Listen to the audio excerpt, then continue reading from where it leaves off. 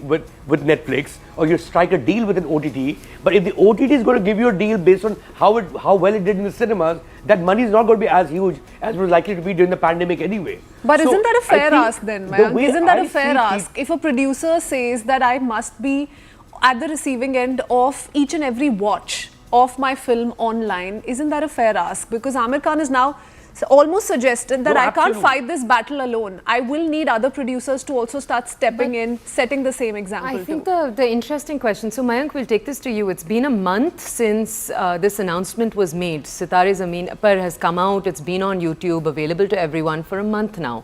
Tell us, what do your sources tell you? How did the film do? That's point one. And point two, can indie films, can they do the same thing he's done? Because the film we just talked about, Lapata Ladies, that came out on Netflix. But can independent films come out on YouTube in the same manner? That I wonder. Your thoughts? Yeah, so one, it is impossible for me to know how well it's done because it will only be anecdotal, right? YouTube is very clear, they will not share the numbers. The kind of people I hang with, they would have already seen it in the theatres. I think a good place to check would be if I go to a small town where there is no theatre, have they seen, and does it turn out, oh wow, is there a new phenomenon? One, I'd be very surprised if it's some new phenomenon at the moment because you get to know, you get to hear from other spaces in any case.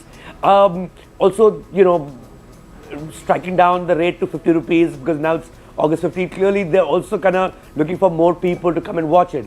But it's a great concept, I do believe, purely because nothing else has worked. And it certainly works for smaller films far better because these are films that are not going to fetch much in an OTT platform anymore because the dynamics of that industry has changed completely in the past year or so. But could, Mayank, sorry to interrupt you, but could it work for a small film on a platform like YouTube where you're going in and clicking just and buying that one film? Because Lapata Ladies, you know, say you're on Netflix, you're looking at the options of what there is to watch, you stumble upon it. But YouTube's model is a little different. But right? I don't think any of those films have necessarily tried that model. Sitare Zameen Par was a theatrical release. Right. He could sense how the film is doing in the theatres, and that's when he decided to shift to this model. Because earlier he decided he's not going to take it to OTTs instantly. That's the one decision he'd taken. The other decision of taking it to YouTube and going for this one model, I think, was taken later. Your thoughts, Mayank? No, I think the decision to go to a pay-per-view right after release to monetarily, to monetize it to the next level, which is not possible when you've already struck a deal with an OTT. I think it was taken way before. They only announced this much later. I have no idea why Aamir kept saying that, you know, we don't know what we're doing next, but we certainly won't. That we'll not release it for 6 months. We'll not give it to OTT for 6 months, is what he said. That was a real headline a few months ago. Yeah, so one was, the messaging was very clear that, hey, if you want to watch this film, come to the theatre because there is no other place to watch it. They didn't tell us that he will come to a pay-per-view literally like only what, 6 months, 6 weeks after, or was it even less than that? Maybe 4 weeks after I think 6 weeks after he got on a pay-per-view. But that's immaterial. The way I see it, guys, I see it as because I'm a 90s guy. I see the way movies used to be back then, where you monetize a film first in the theatre, then you continue to monetize it where a person pays for it each time they view it through a DVD. Now a DVD in a physical form doesn't exist anymore, but it's no different from what is called a pay-per-view or a PPV, because you pay for it, you keep it with you for a day, 24 hours or 48 hours, and you view it and then it's gone. That's literally how and you can also buy it, which is what we used to physically buy DVDs back in the day. And that really helped cinema of the 90s, because a lot of films that otherwise would not have found the kind of, if you compare the movies that get made for cinemas now from Hollywood now to what used to be in the 90s, there used to be a far bigger eclectic choice because DVDs allowed them that choice. Now it's only spectacle, yeah. Now there's only superhero movies and franchises. But you could do a lot of rom-coms back in the 90s that don't get made anymore because the economics don't work, because they only want those huge releases. So that's one. I really hope I don't know whether it'll happen or not, but I really hope this becomes a way to go. But there are people who still buy DVDs, by the way, in the West. It doesn't happen here anymore, but in the same way that people buy vinyl records now. So there is something to buy, and the moment there's something to buy, there's something for the producer to get, which becomes another revenue stream, and then eventually, you can come to an OTT. Even now, a lot of films go first to a pay-per-view on an OTT. For instance, I watched Anora, the film that picked up the Best Picture Oscar, on the day it picked up the prize because it was available on a Book My Show or I think an Amazon Prime Video also, to just pay 100 rupees and watch it, because I really needed to watch it that day. It had just won the Oscar. So I also need to be given a huge reason to pay for a film and watch it online when so much is available online for subscription in any case, which is a huge library, and of course for free, which is YouTube. What I do want to understand is why are we then not seeing this shift? You've spoken of how this does wonders. It does great, at least for the producers, the filmmakers. But like Amar said, and would you agree to that thought? He is of the view that there's a certain safety net that comes with giving or selling your movie to OTT, let's say within a month of the movie's release. And so producers are not willing to take that risk. They want to go for the safer bet, and that's why there is this hesitance. That's why he wanted to step out of that comfort zone. Would you agree to him there?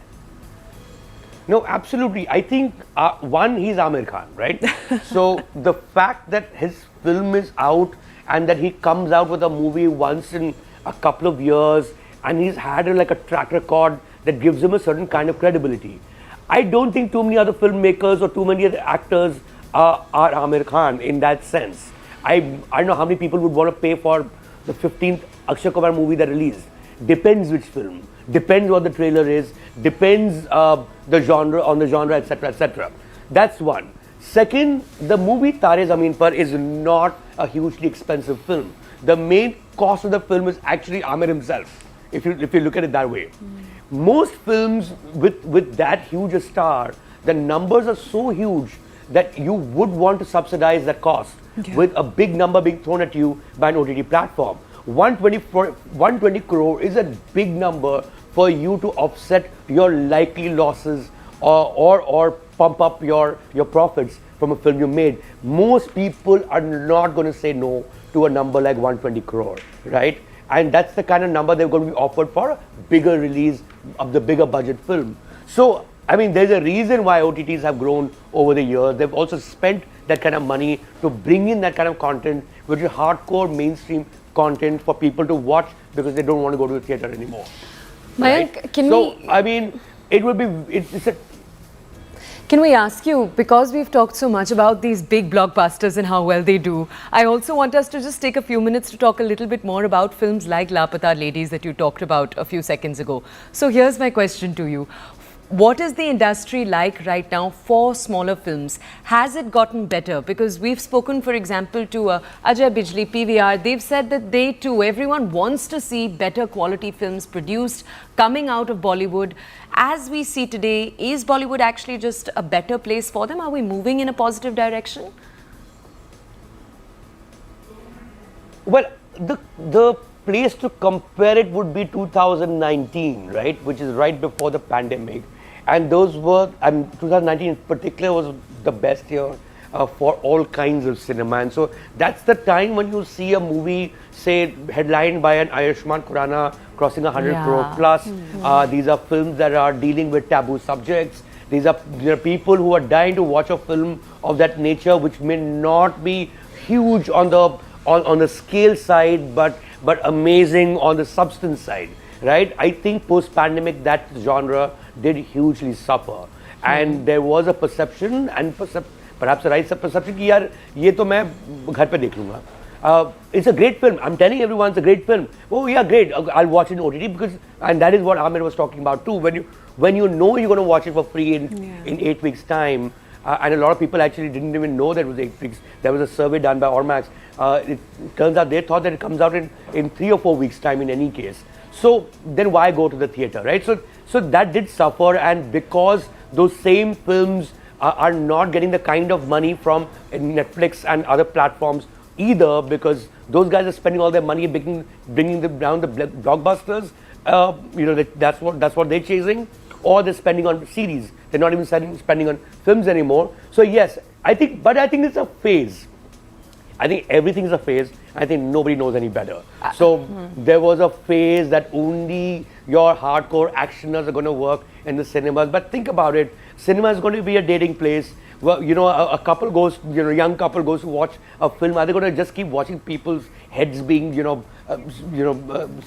hacked and knuckles being busted? No. So a Sayara comes and it becomes a romantic film of There's that a whole new debate around that film. But do you see us seeing more All We Imagines as Light and more films like Lapata Ladies? That's really what I'm asking, because those are the films that I think even, senior cinematographers, directors in Bollywood say this is our future.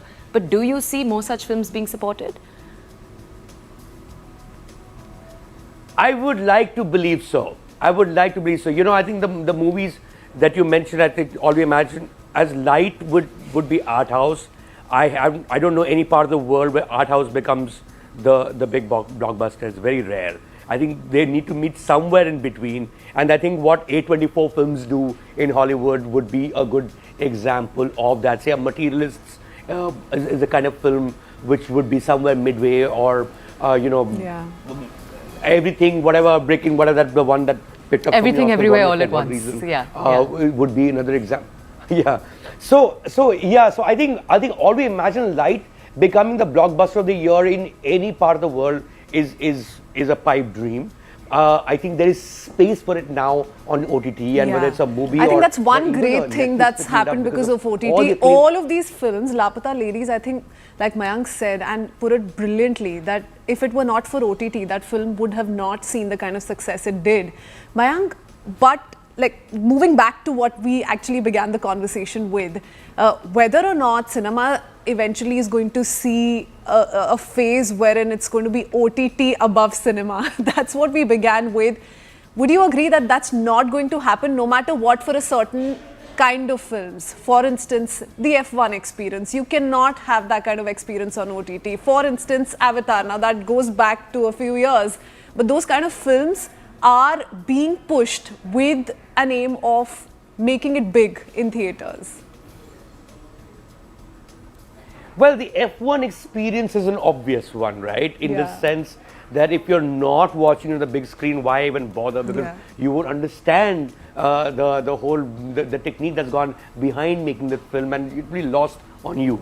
Those are the obvious ones, and of course, those are not going anywhere, and those were not going anywhere even post-pandemic anyway. If anything, the numbers that the spectacles have made after the pandemic is unbelievable, right? I mean, 500 crore plus has become a common thing now for movies. If it does less than that, it's considered it didn't do too well, which is what happened with the August 15 releases this particular year, But I'm saying a simple thing, which is what I started with. Because there are Zomatos and Swiggies in the world, we'd never stop going to the restaurants. The food may be the same, but the experiences are absolutely different. Because you're sitting with people, you're enjoying it in the comfort of a certain lighting, of a certain quality of seating, and the fact that your attention never wavers from the screen. That element, and plus you're with your loved one, you're hanging with people, you're discussing a film after, that is an irreplaceable experience, and nothing has sort of dented that aspect of cinema, which is why I think more and more people are going to go out to watch it. There was a sort of a blip in that habit, at least for a couple of years, but I think cinemas are back. The only thing I'm waiting for is for your mid-budget entertainer, which isn't just about the F1 experience, but it's also about the more human experience, the more emotional experience, about testing new ideas. Those films that were doing exceedingly well pre-pandemic, I hope those start doing well too, and that's it. I think at least we'll be that mindset hasn't changed. And you simply put it out, Mayank, just a couple of minutes ago, that अगर ये movie थोड़े time में OTT पे आ जाएगी, so why spend that kind of money and go to a theatre for watching it? That's exactly the mindset I think that needs to see a shift. That's not happened as yet, but It's a long story. I think it will keep changing, as Mayank said. We're going to have to wait and watch how that plays out. Mayank, it's been wonderful to have you here on the Breakfast Club this morning, breaking this down for us. It's the perfect day to do that because it's a Friday. So do step out, go watch the films that are actually drawing you in to watch them.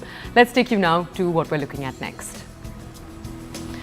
It's Madras Day, a celebration of Chennai's history, culture and spirit. And this year, the city is marking it with a festival that takes you back to the roots of village life.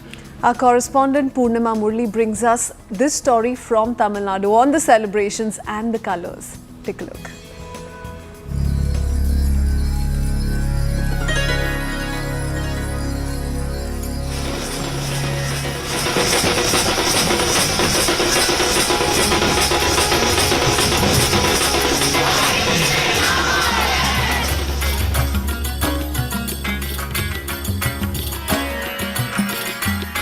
Have you ever dreamt of a slow morning and connect with the nature? Then Semporil Chennaiil Oru Gramathu Thiruvizha is the place for you.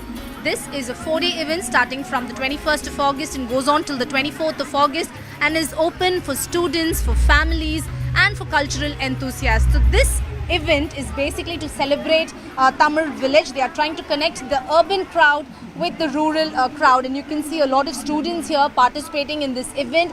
There'll be folk performances, there'll be events to recreate sound, dance, there'll be workshops on pottery, on parai teaching. All these will be held during the 4-day event.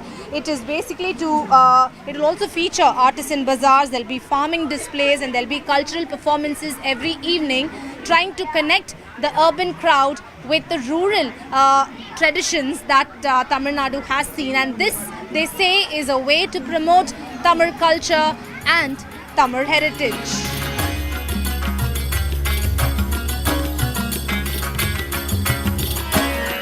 I'm so happy about this Semporil association, what they have done. Because mostly like each and every year for 1 or 2 days we used to go to our native place for vacation. And that too it's in a very fast food days, like we won't spend much time spending with our ancestors or what are the habits like they are doing. But because since like, even on the holidays period, like after we visit our native place, most of our children spending their time only in watching TVs. It's very good actually. Like this kind of events, like at least they are reminding us who we are.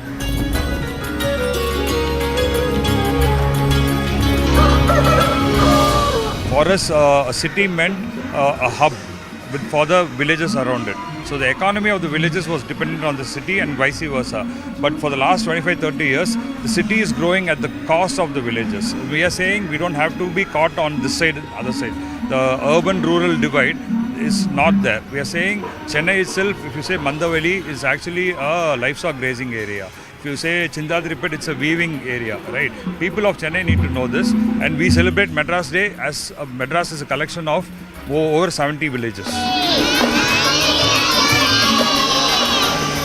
Chennai has always been a global city, warm, welcoming and friendly to immigrants.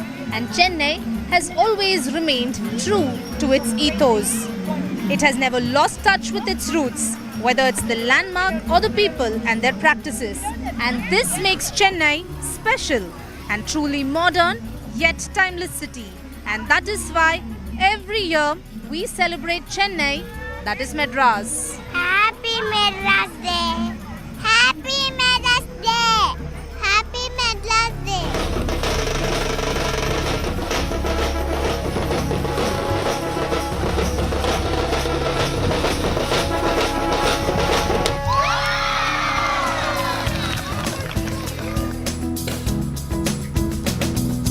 All right, with that, we head into a very, very short breather. We'll be right back. We're not done as yet. Keep watching.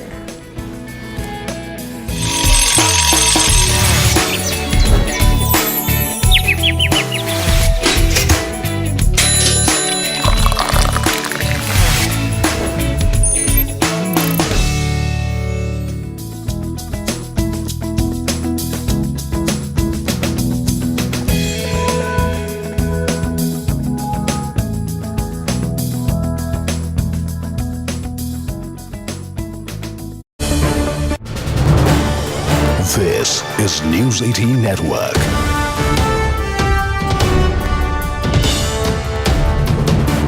India's largest news network.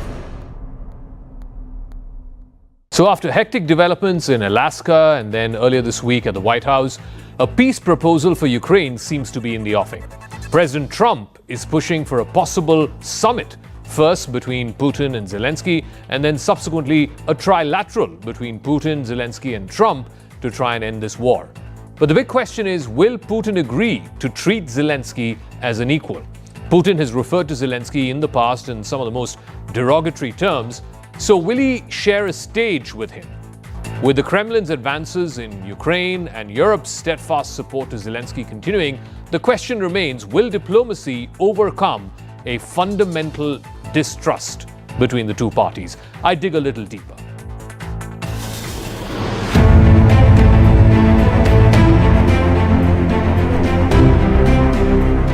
Russian President Vladimir Putin's disdain for his Ukrainian counterpart Volodymyr Zelensky is long-standing and it's well known. It runs so deep that he almost never utters the name Zelensky while referring to the Ukrainian president. The Kremlin insists that Zelensky is an illegitimate leader, elected illegitimately. Russian state television called Zelensky a clown. But US President Donald Trump has pinned his recent diplomacy on the idea that Putin and Zelensky will come face to face, and that's the only way to end Russia's war on Ukraine. Trump has said that he has begun the arrangements for a meeting between Trump and Zelensky when he spoke via telephone with President Putin on Monday after meeting Zelensky and a series of European leaders at the White House. We're going to have a meeting. I think if everything works out well today, we'll have a trilat. And I think there will be a reasonable chance of ending the war when we do that. But the big question now in diplomatic circles is this: could the two central characters of this war, sworn enemies, sit down for a one-on-one? Is it possible at all? For Vladimir Putin, such a summit would be a way to cement a peace deal that the Kremlin would then cast as a victory in this war. But the Trump factor is also an important pressure point. Zelensky has to accept Putin's demands on Ukraine, whether it is land or sovereignty or guarantees that Ukraine will not join NATO. But such a meeting could also carry severe political risks because the Kremlin has been long signaling that negotiating directly with Zelensky would be beneath Putin, would be beneath the Russian leader. It would make him look like an equal, which is exactly what Putin does not want. It would be a compromise, and it would cast a potential Putin-Zelensky meeting as a concession in itself. And that is something that the Kremlin will be loath to. Мы не отказываемся ни от каких форм работы, ни от двусторонних, ни от трехсторонних. Президент об этом неоднократно говорил. Главное, чтобы любые форматы 1+1, 1+2, многосторонние форматы, которых тоже немало, в том числе, кстати, и в рамках Организации Объединенных Наций, чтобы все эти форматы включались. While Trump is extremely kicked about a possible meeting between Putin and Zelensky, the Kremlin, as always, has tried to keep its options open. Even after the Trump phone call to Putin on Monday, Moscow continued to insist later this week that a Putin-Zelensky meeting was possible, but they're not giving any kind of indication that it's going to be an imminent meeting. Signals from the White House, on the other hand, was that this meeting could happen as early as in the next couple of weeks. Analysts who study the Kremlin say it's hard to imagine Putin agreeing to a meeting with Zelensky unless it is clear to Putin that Zelensky was prepared to accede to all of Russia's key demands to end the war.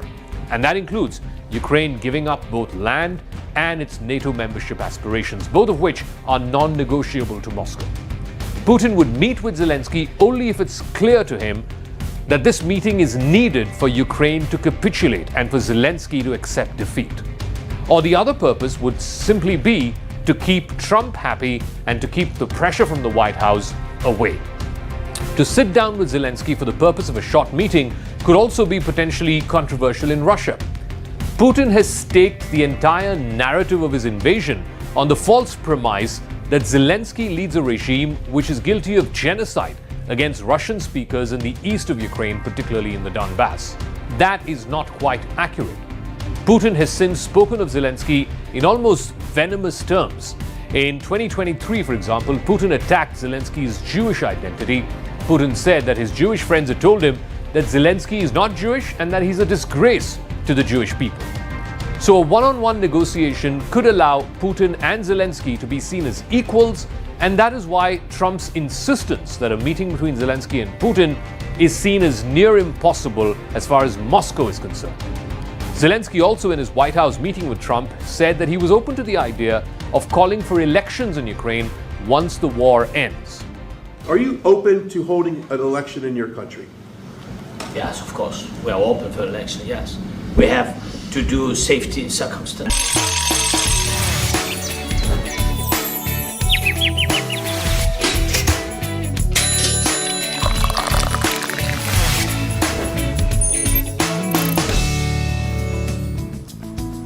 Welcome back, and next, thank God it's Friday. This weekend's lineup spans films, OTT releases and live events. A high-octane sequel at the movies and Basi back on stage. Kaveri's got the weekend lowdown for you. Take a look.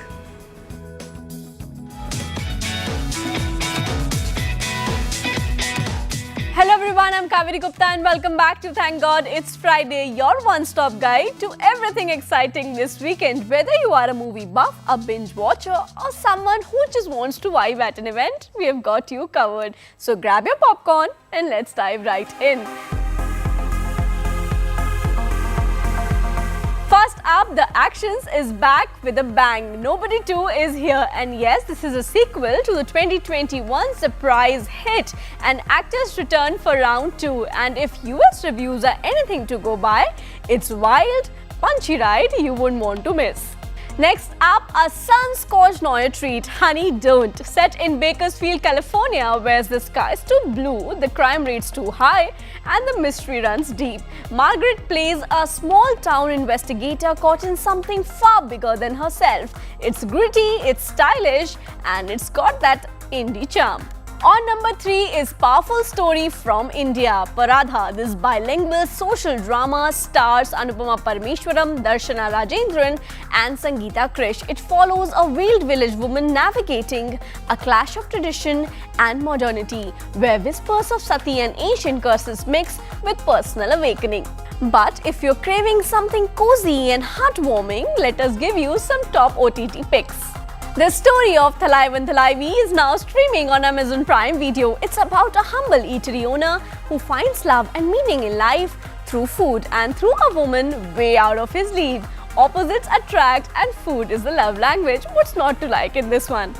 Next one is for sports fan F1. The movie is streaming on Prime Video and Apple TV, not one but 2 OTT platforms. From the director of Top Gun Maverick, this is adrenal drama and dreams all on the racetrack. And if you prefer something a bit darker and old school, The Alternates is on Jio Hotstar. Mob Wars, 1950s grit and Robert De Niro, and in not one but 2 more boss rules. And now this one is for the event junkies, live and loud and straight from the stage. Rahagir is performing live in Kolkata tomorrow at 6:30 p.m. Expect poetry, soul and a whole lot of heart right from Rahagir. And last but not the least, our favorite funny guy is back. Yes, Anubhav Singh Basi is performing in Mumbai tomorrow with his iconic show Kisi Ko Mat Batana. Laughter guaranteed, vibes unmatched and energy 100 on 10. And that's a wrap on this week's Thank God It's Friday. I'll be back next week with more movies, more places to go to and more shows. Until then, stay chill, stay curious, and as always, thank God it's Friday. Bye-bye. Alright, let's move on from that now to something different. This Shri Shakti, the politician actor Smriti Irani, decided to play swap. Here's how Smriti Irani tried to put the ladies of Network 18 on a spot with her rapid-fire questions. Take a look. Hello, आपको लगा कि शिवानी पूछेगी लेकिन पूछने के लिए मैं आया हूँ. मेरा नाम है Smriti Irani and the man behind the camera is cringing right now because he thought that I will not speak in English. Somehow he has this capacity to be extremely irresistibly defiant when it comes to 4 women standing here and trying to have a conversation. And I'm not counting myself in the 4 women who are standing. So rapid fire, Shireen Bhan, yes. Please tell me, how does the quintessential red lipstick stay red throughout the day? Just keep reapplying. So how much of that discipline by women should be reapplied to finance? Discipline, reapplication of anything across any sector is the key. So preparation. So one hot tip for the markets when they open for women. Be astute, disciplined. Where's the mic? The mic. Yes. Be an astute, disciplined investor. Don't go by tips. Okay. Palki, please tell me who's been the most cringe-worthy guest you've ever had geopolitically? That is very tricky. No. What did you expect a politician to ask you? No, one of the most difficult guests I would say was Pervez Musharraf. Charming but also tricky. But that's like way in the past. Yes. Current Lord? All She's good doing guests. what we tried. I think I bring out the best in people. But who brings out the worst in you? Should I? See, that's how you have a tongue-tied journalist. Now, coming to the Soumya Maharani of Sing Song and all things which are culturally very nice. आप मुझे ये बताइए कि आपने जिंदगी को भी hello किया, नेटवर्क को भी हेलो किया, आजकल किसको हेलो कर रहे हैं? बहुत महीनों से आपको हेलो करने की कोशिश कर रही हूँ, लेकिन आप मुझे सबको हेलो करके मुझे बाय बाय कर दे रही हैं। क्योंकि इन दोनों से मुखातिब होना आसान है, तोप के सामने खड़े होने की मेरी बहुत प्रैक्टिस है। सौम्य चीजों से मुखातिब होना बड़ा मुश्किल। मैं दोपहर से सिर्फ आपके इंतजार में बैठी हूँ। मेरा सेशन दोपहर में हो चुका है। ये एक्चुअली छक्का है, बिल्कुल out of the park. But Shivani, tell me how overwhelming it is to interview legends like Shireen Bhan, then stand next to the elegant Palki and the very, very vivacious Richa. Ma'am, you made me do this. I am already really very intimidated right now. So you do not have to ask me any question. But tell me, who has been the best guest this day? Today? You have been इसका मतलब मैंने आपके आज in charge journalist के सामने ये prove कर दिया है कि मैं सास बहू भी अच्छा कर लेती हूँ, पॉलिटिक्स भी अच्छा कर लेती हूँ और थोड़ी बहुत जर्नलिज्म भी. Absolutely. That's how you make 4 people compliment you free में. She Shakti.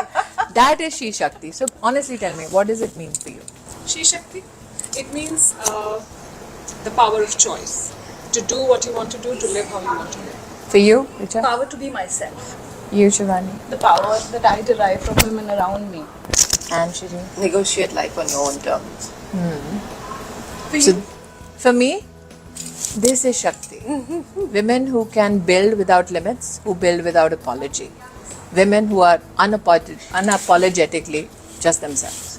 All versions of them, that's Shakti. Yay!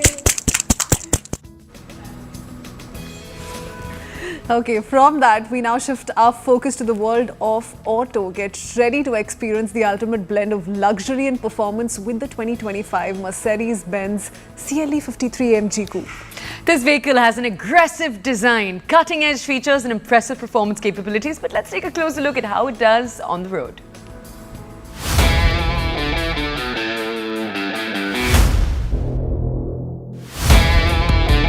This, ladies and gentlemen, is the Mercedes-Benz CLE 53 AMG, a car that exists because customers were unable to make up their mind on what was better, the C Coupe AMG or the E Coupe AMG. So Mercedes-Benz simply said, don't bother, we'll give you a car that gives you the best of both the worlds. So does it drive any better than those two? We'll find out in due course. But for this video, we are going to take a look around the car and figure out if it looks any better and what are the features it brings to the table. So take a look.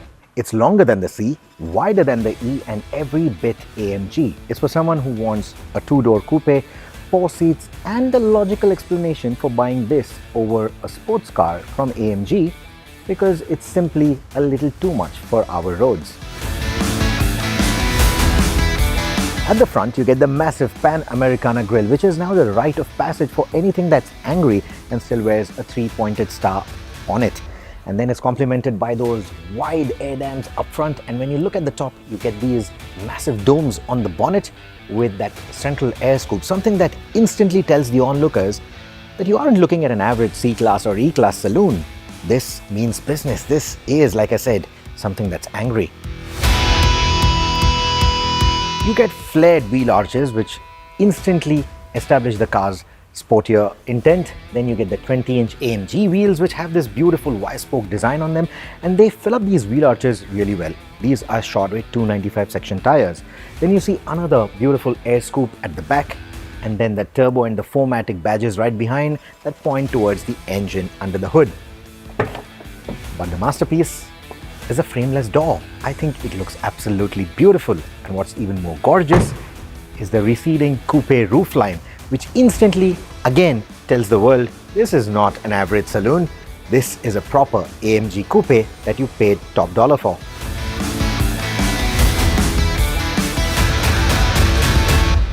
The visual drama continues at the back as well. You get the quad exhaust pipes, the massive splitter down below, this beautiful AMG lip spoiler done up in black with a matching black applique between the tail lights and dark chrome badges. All of it looks quite nice, and then you also have these vents on the side of the bumper. There are no fake vents, no gimmicks. Everything from the splitter to the spoiler to the vents, they are all purposeful, including the Mercedes badge right here.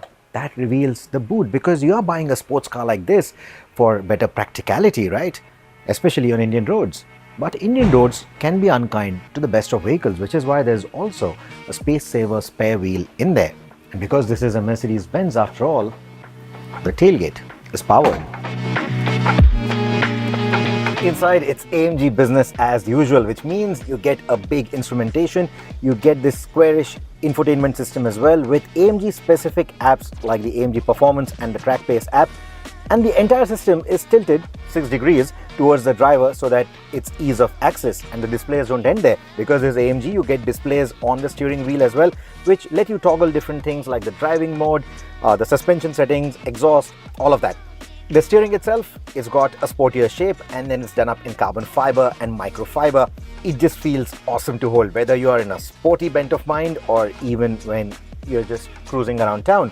And speaking of materials, you will see the entire cabin is swathed in a lot of carbon fiber, metal inserts, beautiful black and red leather upholstery, red stitching.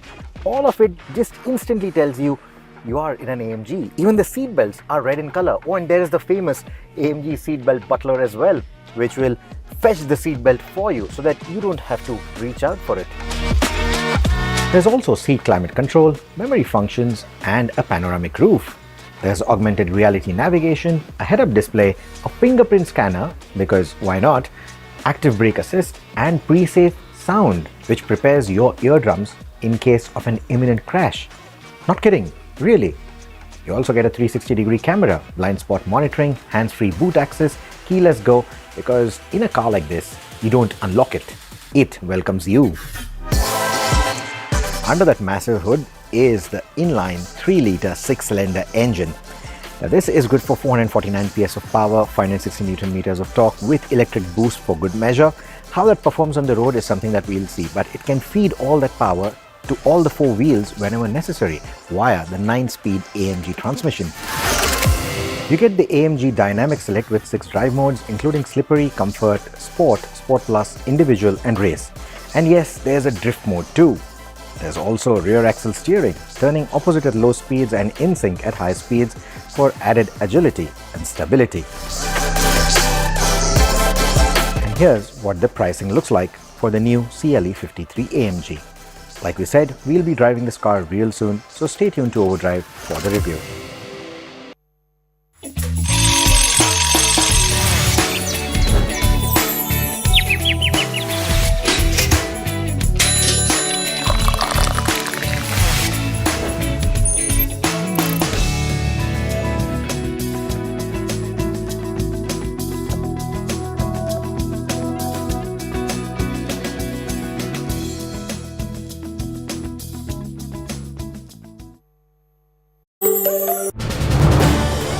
This is News 18 Network.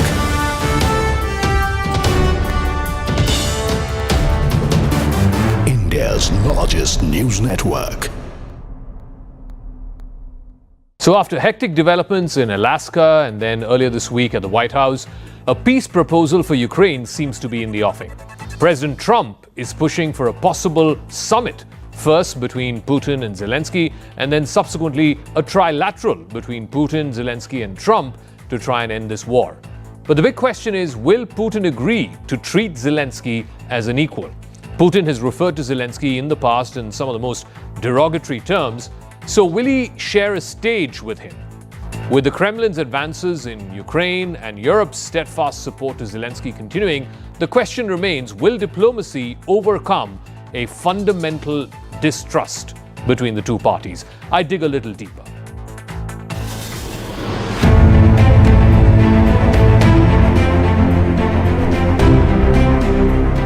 Russian President Vladimir Putin's disdain for his Ukrainian counterpart Volodymyr Zelensky is long-standing and it's well known. It runs so deep that he almost never utters the name Zelensky while referring to the Ukrainian president. The Kremlin insists that Zelensky is an illegitimate leader, elected illegitimately. Russian state television called Zelensky a clown. But US President Donald Trump has pinned his recent diplomacy on the idea that Putin and Zelensky will come face to face, and that's the only way to end Russia's war on Ukraine. Trump has said that he has begun the arrangements for a meeting between Trump and Zelensky when he spoke via telephone with President Putin on Monday after meeting Zelensky and a series of European leaders at the White House. We're going to have a meeting. I think if everything works out well today, we'll have a trilat. And I think there will be a reasonable chance of ending the war when we do that. But the big question now in diplomatic circles is this: could the two central characters of this war, sworn enemies, sit down for a one-on-one? Is it possible at all? For Vladimir Putin, such a summit would be a way to cement a peace deal that the Kremlin would then cast as a victory in this war. But the Trump factor is also an important pressure point. Zelensky has to accept Putin's demands on Ukraine, whether it is land or sovereignty or guarantees that Ukraine will not join NATO. But such a meeting could also carry severe political risks, because the Kremlin has been long signaling that negotiating directly with Zelensky would be beneath Putin, would be beneath the Russian leader. It would make him look like an equal, which is exactly what Putin does not want. It would be a compromise, and it would cast a potential Putin-Zelensky meeting as a concession in itself. And that is something that the Kremlin will be loath to.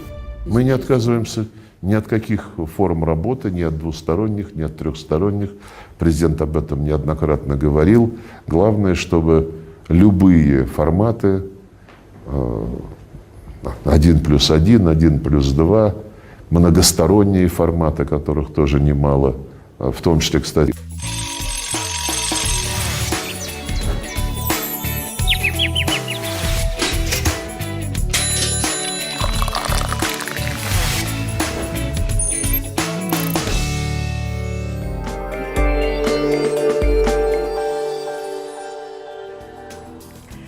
Welcome back. We now bring to you a special section on financial markets.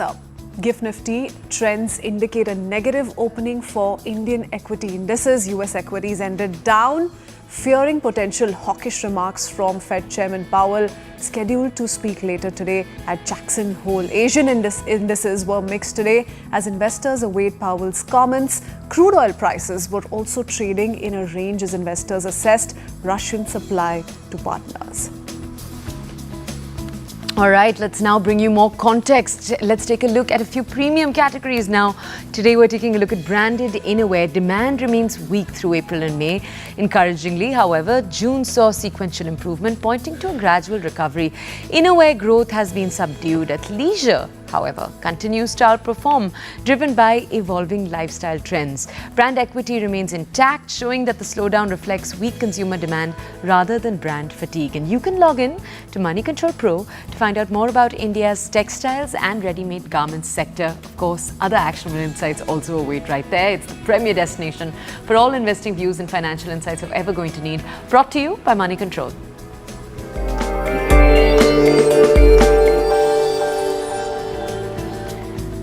And with that, we're drawing our show to a close. A whole week of The Breakfast Club comes to an end. As usual, you can send us your ideas. Where can they send them and how? They can send it on our official website. Let's also not forget, you can throw in some very interesting ideas because we're going to be traveling out to another state altogether next week. We're not going to give away too much, but there's lots coming up. Thank you for tuning in this Friday. That's all for now. Bye-bye.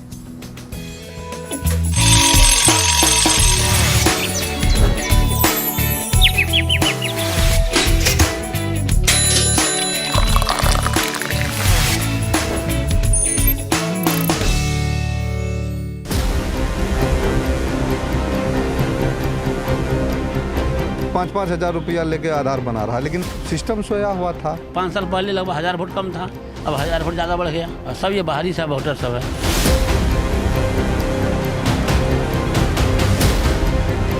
मेरा 2003 का voter ID है तो हमारा accept है, और मेरा बच्चा का अगर नहीं है तो उसको 1947 में जाना पड़ेगा। ये कौन सा नियम है?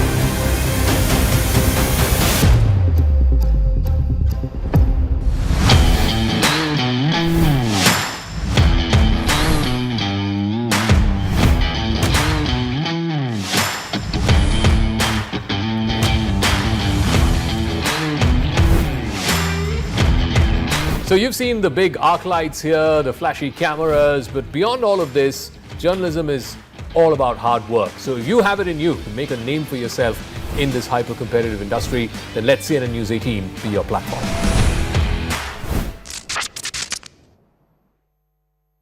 Brought to you by This is News 18 Network.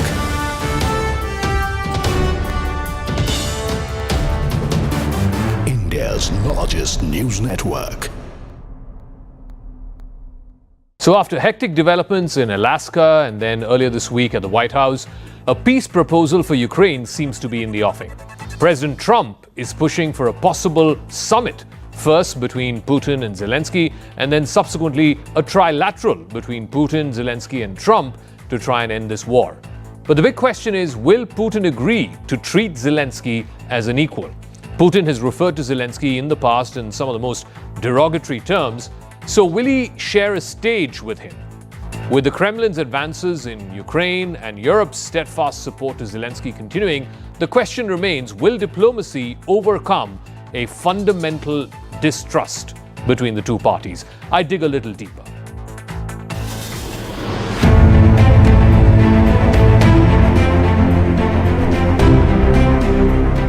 Russian President Vladimir Putin's disdain for his Ukrainian counterpart Volodymyr Zelensky is long-standing and it's well known.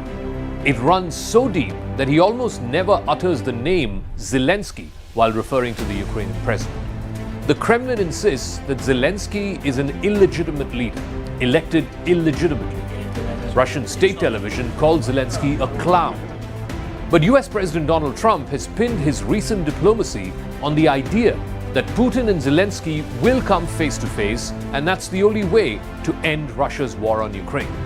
Trump has said that he has begun the arrangements for a meeting between Trump and Zelensky when he spoke via telephone with President Putin on Monday after meeting Zelensky and a series of European leaders at the White House. We're going to have a meeting. I think if everything works out well today, we'll have a trilat. And I think there will be a reasonable chance of ending the war when we do that. But the big question now in diplomatic circles is this: could the two central characters of this war, sworn enemies, sit down for a one-on-one? Is it possible at all?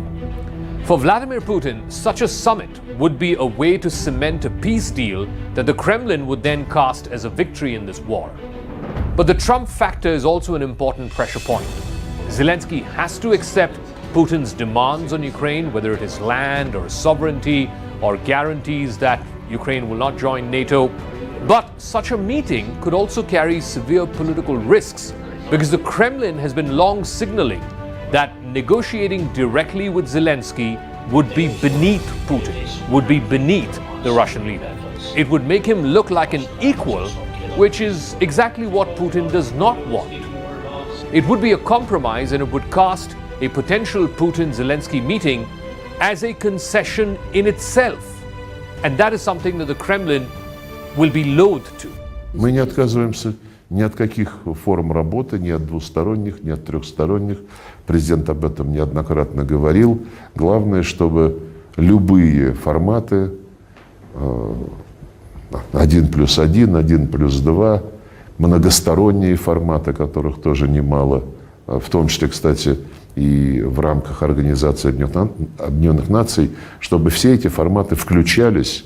While Trump is extremely kicked about a possible meeting between Putin and Zelensky, the Kremlin, as always, has tried to keep its options open. Even after the Trump phone call to Putin on Monday, Moscow continued to insist. Very good morning. You're watching CNN News 18. I'm Akanksha Swaroop. Let's dive into this segment with our top focus on the headlines at 9 a.m. Prime Minister Narendra Modi will be visiting Gaya in Bihar at 11 a.m. to inaugurate and lay the foundation stone for multiple development projects worth around 13,000 crore rupees. As part of the visit, he will also be flagging off 2 trains and address a public gathering. After Bihar, Prime Minister Modi will flag off a metro service on newly constructed sections in Kolkata, followed by a metro ride from Jessore Road to Jai Hind, Biman Bandar and be back. And he will also be laying the foundation stone and inaugurate development projects worth 5,200 crore rupees.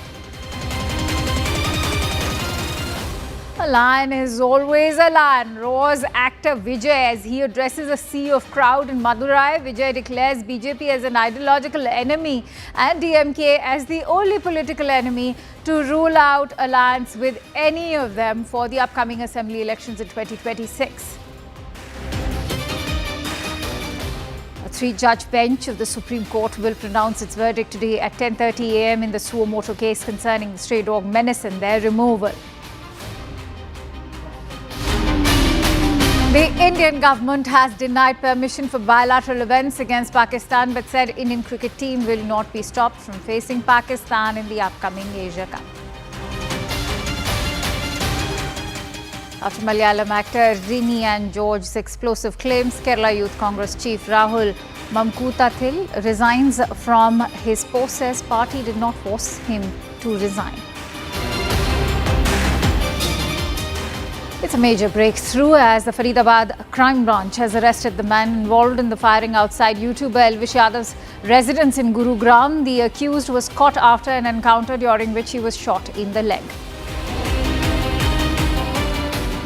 Amid 50% tariff on India, Trump aide defends tariff tyranny and targets India. White House trade advisor Peter Navarro says India can eat us on trade.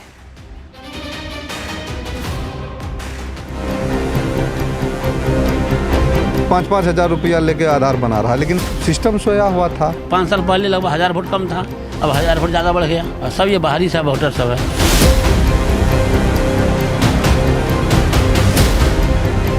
मेरा 2003 का voter ID है तो हमारा accept है, और मेरा बच्चा का अगर नहीं है तो उसको 1947 में जाना पड़ेगा। ये कौन सा नियम है?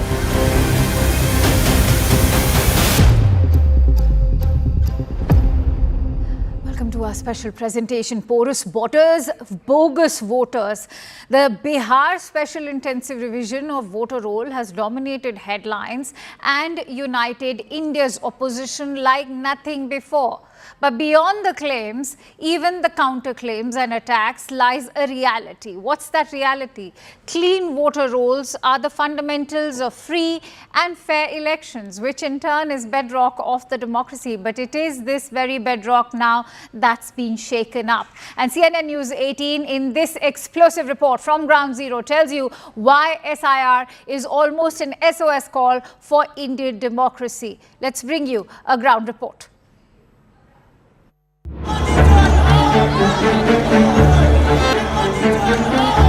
इलेक्शन कमिश्नर बैठे हैं, इन तीनों से मैं कह रहा हूं, एक दिन ऐसा आएगा बिहार में और दिल्ली में इंडिया गठबंधन की सरकार होगी, फिर हम आप तीनों को देखेंगे। हलफनामा देना होगा या देश से माफी मांगनी होगी।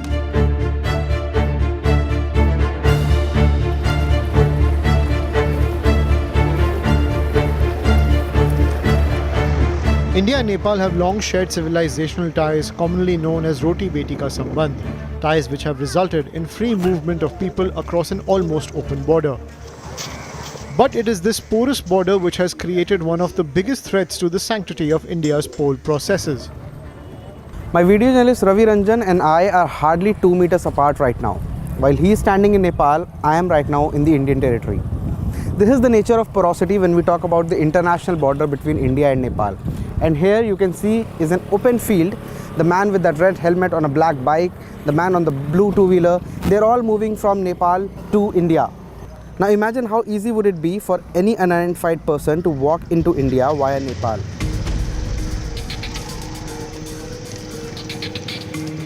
क्योंकि सिक्योरिटी इशू तो जो है ना, मान लीजिए 2002 से पहले जब एसएसबी नहीं थी तो थोड़ा सा समस्या थी, लेकिन 2002 के बाद बॉर्डर पर एसएसबी आने के बाद हम लोग सुरक्षित जरूर हो गए हैं, लेकिन सुरक्षित में भी वहाँ से जो कुछ लोग नेपाल से, बांग्लादेश से, भूटान से, वो सब जो आके रह रहे हैं, अंदर सुरक्षित नहीं है, बाहरी बॉर्डर से हम लोग सुरक्षित हैं। आप बिहार में इलेक्शन आने वाला है, आप लोग इलेक्शन में हिस्सा लेंगे, ऐसा अगर कोई बाहरी आदमी कागज़ बनवा के इलेक्शन में पार्टिसिपेट करता है तो उस पर क्या आप लोगों की प्रक्रिया है? हम तो अपनी जानकारी में है कि हम देख रहे हैं कि बॉर्डर से सटे हुए लगभग 100-200 लोग को हम लोग जानते हैं कि उसको इंडिया का आधार बना हुआ है। तो जब कोई आधार बना लिया तो स्वाभाविक बात है, आधार से उस समय वोटर लिस्ट बनता था, अब आधार दिखाइए, वोटर लिस्ट में नाम चढ़ाइए, तो उससे बहुत सारे लोग का नाम चढ़ा है।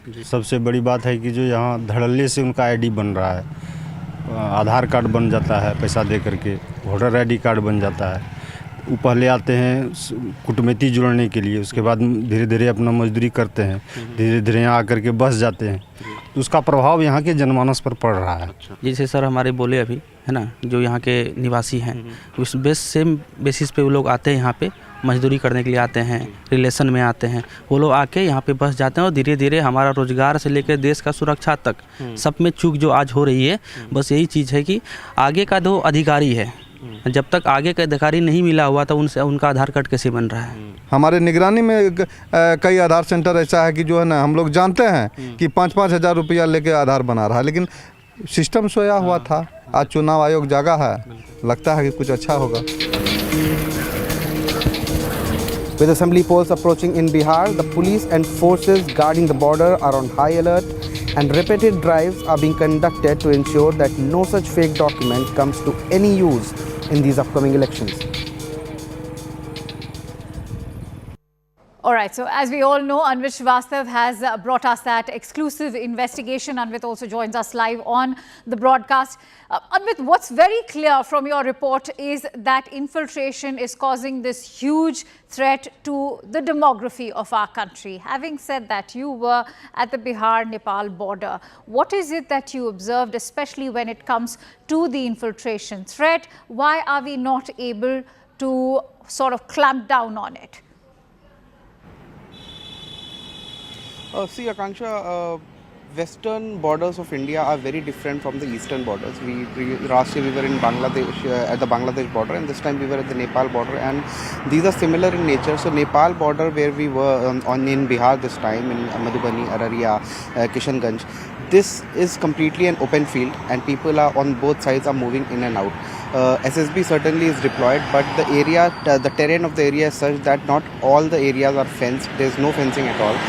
There are pillars of border pillars demarking the borders, but at some places they are even not the pillars. So the neighbors, the villagers who live there, they have no demarcation of that Nepal begins from this side. So there should be any checks from anyone going into Nepal or vice versa coming from Nepal into India. SSB does random checks because the movement, the amount of movement and the volume of people that move daily in and out of Nepal and India to Nepal is so high that it is humanly impossible for SSB to keep a check on each person passing or each vehicle that is going through. Even though there are border checkposts like Jogbani where we also went, so there are border checkposts also. But other than border checkposts, the villages are such that one village in India lies also in Nepal and also in India. In fact, there are houses in some areas which half of the house lies in Nepal. So this has been, these villages have been formed decades back, and then when the demarcations were made, these villages are half falling in Nepal and half in India. So there are problems, but since decades, people of Nepal and India have had very friendly relationships, and they have been going into on daily basis. People go there, people have their daughters married into Nepal. Nepalese come to India for trade and for other reasons as well. So this daily movement, it is certainly becoming it has become, in fact, over the years, a drastic challenge for any force to keep an eye on these people, because these are open fields and there are no exact demarcations, and therefore people do keep moving in and high volume and each day and every hour. Anvit, it's very interesting that you highlighted the challenge particularly in India's east, and that's why I want to draw your attention to how the Election Commission has also notified the country with regards to the cancellation of these illegal voters that they've done, particularly in East Champaran or even Araria. So give us a sense of how alarming has been the increase in the number of these illegal voters according to all the reportage that you've managed to gather. See, Akansha, one good thing is that our coverage is not just based on what we saw, but also we have the data, and data is from the Election Commission website, and it clearly suggests a drastic rise in the number of voters registered in these districts that are bordering Nepal, particularly in state of Bihar, because elections are approaching there, in the last 5 to 6 years. So when we compare the data of Election Commission from 2019 to 2025, with the latest data, there is a drastic rise. I would quote some numbers. In Araria district that shares border with Nepal, now there are 20,82 voters registered, which in 2019 was just 14,69,000. This is a rise of 41.69% in just last 6 years. If we talk about Madhubani, there are 33.76 lakh voters registered now, which is an 89.6% rise from 6 years back. In 2019, it was 17.8 lakhs. So similarly, Sitamarhi has seen a 51.16% rise, and East Champaran and West Champaran, if we talk about 126% rise in East Champaran, and West Champaran has seen 71% rise in the voter registration. So this rise, when we spoke to the locals, when we spoke to the social commentators, they have to say that this rise is not normal, is what they believe. They say that a lot of infiltration has been happening since decades, and now when the people these people who infiltrate, these are foreigners. We are not talking about any particular community, but these are people who are not Indians, and when they move into India, what locals have been seeing from decades, they say that they first stay on the bordering areas. No man's land is heavily encroached. They stay there, and then they gradually move in, get their documents made through contractors and through their local contacts, and then they are participating in democratic events like elections in India, which means a lot for the people, for the local people, to bring change what they desire. So, and when that electoral outcome is being influenced, that is their worry right now. Many thanks to you, Anvit. In fact, going to request you to continue staying with us. We have so much to discuss on this exclusive report that you've brought us. On that note, let me also bring in our guest. I'm in fact joined in by Avinash Kanodia, who's a social worker. Thank you, Avinash, for joining in. Taking that point that Anvit has just made right now, take us through how have you observed this rising threat of infiltration? Because as Anvit highlighted, that you're not looking at Indians or illegal voters within the country, you're looking at infiltrators who do not have citizenship of the country. They are now being included in India's voter base. Ma'am, kindly talk with me in Hindi. Sure, Avinash, आपके हिसाब से जो आपने observe किया है, उस हिसाब से हमें ज़रा बताइए कि ये कितना बड़ा एक थ्रेट होता जा रहा है, जहाँ पे हम इलीगल इन्फिल्ट्रेटर्स को अब अपनी कंट्री में उन्हें एक सिटीजनशिप की ही नहीं, एक वोटर का भी सम्मान दे रहे हैं। जी, ये यहाँ पे लोकल जो भी जनप्रतिनिधि है, उनकी मिली भगत से ये इस तरह की घटनाएं बढ़ रही है। जो लोकल स्तर के, जैसे सबसे नीचे के स्तर पे होती है ग्राम पंचायत, वहाँ पे जो मुखिया होते हैं, जो सरपंच होते हैं, उनके द्वारा अपनी वोट की राजनीति के कारण जो बाहर से लोग आए हुए होते हैं, उनके जन्म प्रमाण पत्र हो या फिर किसी भी तरह का सरकारी प्रमाण पत्र वो लोग बना देते हैं, और जिस कारण इस तरह से वोटर बढ़ रहे हैं, जो हमारे देश के आंतरिक सुरक्षा के लिए भी खतरे की घंटी बजाती है। आपने कहा देश की आंतरिक सुरक्षा के लिए ये एक खतरा है, पर अभी हमने जिस तरह अपने देश में SIR एक्सरसाइज के ऊपर जिस तरह का पूरा एक पॉलिटिकल फेस ऑफ देखा है कांग्रेस पार्टी और पर्टिकुलरली रूलिंग गवर्नमेंट, ख़ास तौर से बीजेपी के बारे में बात करें, तो हर कोई इस बात को या मुद्दे को इलेक्शन रिजल्ट तक रिड्यूस कर दे रहा है, पर एक बहुत बड़ी बात है जिसके बारे में कोई बात नहीं कर रहा है कि ये पॉलिसी मेकिंग पे भी किस तरह इम्पैक्ट होगा, ये जो डेमोग्राफिक चेंजेस हो रहे हैं इन इलीगल इन्फिल्ट्रेटर्स की वजह से। जी हाँ, बिल्कुल, क्योंकि अभी जो भी सरकार की जो योजनाएं होती है वो हमारे लोकल लोगों को बहुत कम मिल पाती है। उससे ज्यादा वो जो बाहर के लोग आए हुए हैं, क्योंकि उनके पास डॉक्यूमेंट्स के नाम पे सारा डॉक्यूमेंट्स फुलफिल रहता है, वो सभी योजनाओं का लाभ ले लेते हैं। लेकिन जो इंडिया के जो इस जगह के जमीनी लोग हैं, उनके पास डॉक्यूमेंट के नाम पे कुछ नहीं हो पाता है, जो कि वो सभी लाभों से वंचित रहते हैं। तो डायरेक्टली कह सकता हूं मैं कि सरकार के जो भी योजनाएं हैं, उस योजनाओं को जमीन पे लाने के लिए इन सभी चीजों पे रोक लगाने की आवश्यकता है। तो आप तो कह रहे हैं कि सरकार को रोक लगाने की आवश्यकता है, पर जिस तरह का दोषारोपण अभी चल रहा है खासतौर से इलेक्शन कमीशन के खिलाफ, तो इस तरह के इन्फिल्ट्रेशन को रोका कैसे जाएगा? इलेक्शन कमीशन अपना जो वर्क कर रही है वो बहुत अच्छी तरह से कर रही है। विपक्ष ने आज तक सिर्फ और सिर्फ इसी तरह की राजनीति की है, लोगों को तोड़ने की राजनीति की है, जिस कारण